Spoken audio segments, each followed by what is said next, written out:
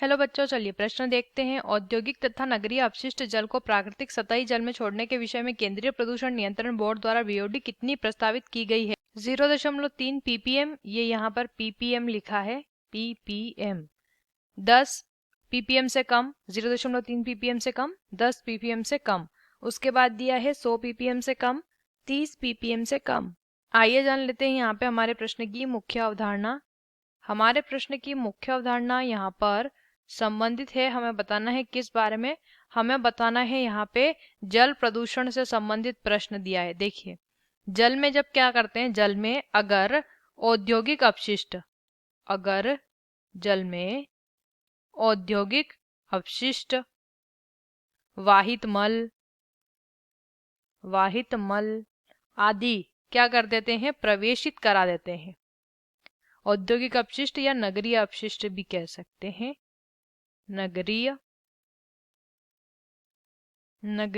अपशिष्ट अगर प्रवेशित कराते हैं तो इस प्रकार इन्हें प्रवेशित कराने पर जल जो होता है प्रदूषित हो जाता है, और ये जो प्रक्रिया होती है इसे जल प्रदूषण कहते हैं।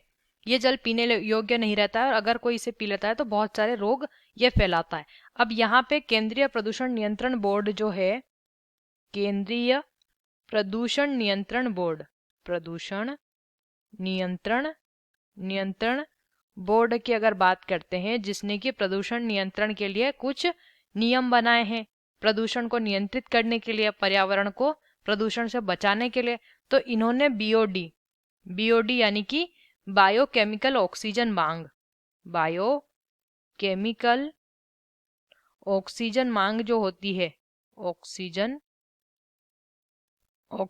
मांग, ठीक से इसे लिख लेते हैं, बायोकेमिकल ऑक्सीजन मांग जो होती है उसकी मात्रा निर्धारित की है कि इतनी बीओडी की मात्रा ही प्रवेशित करा सकते हैं प्रदूषकों की। वो होनी चाहिए 30 ppm से कम।